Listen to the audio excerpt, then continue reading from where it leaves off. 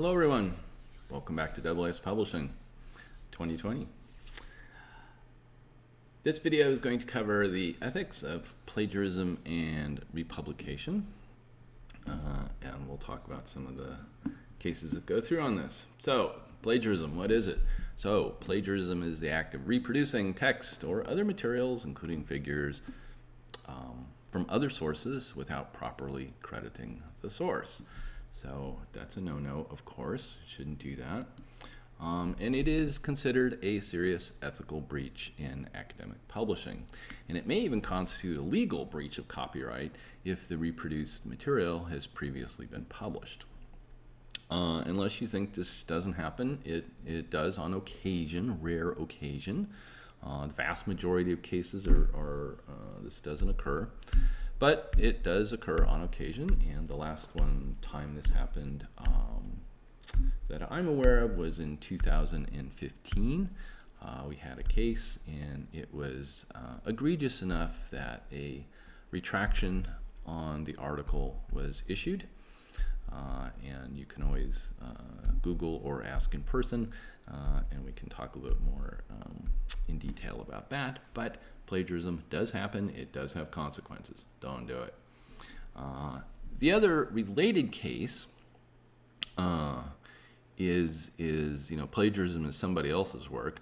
Then there's the text overlap from one's own articles, self-plagiarism if you like.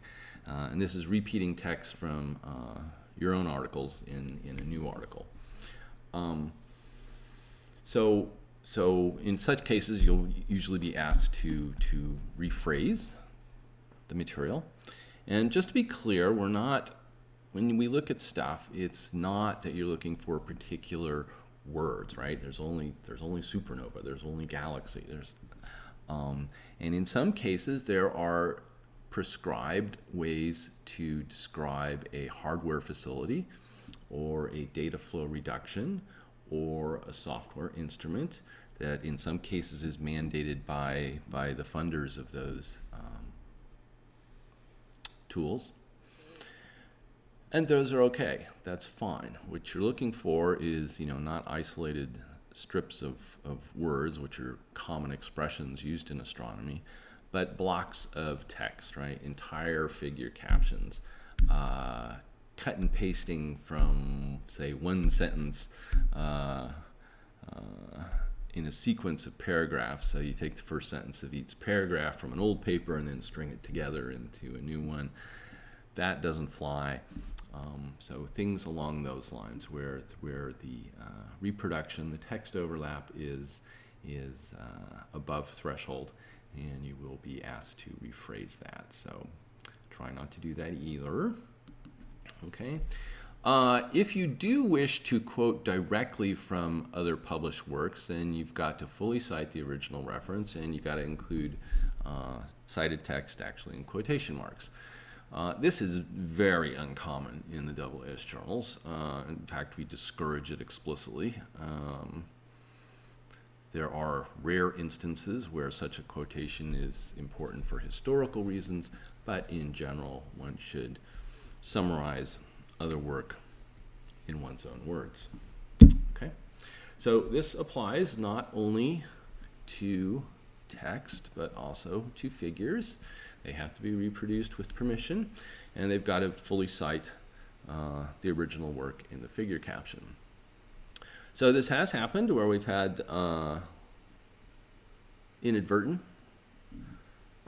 plagiarism of figures.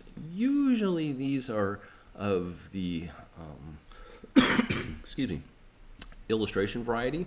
So it's not like a scientific result, XY plot or a volume rendered thing. It's an illustration of a concept or a phenomena, and on occasion people don't necessarily make their own, and so they'll use the same.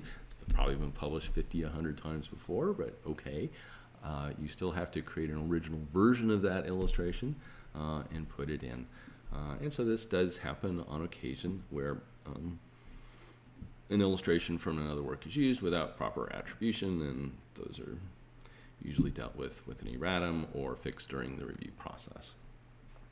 Okay, so plagiarism is the end of this one. Of course, it's an important topic.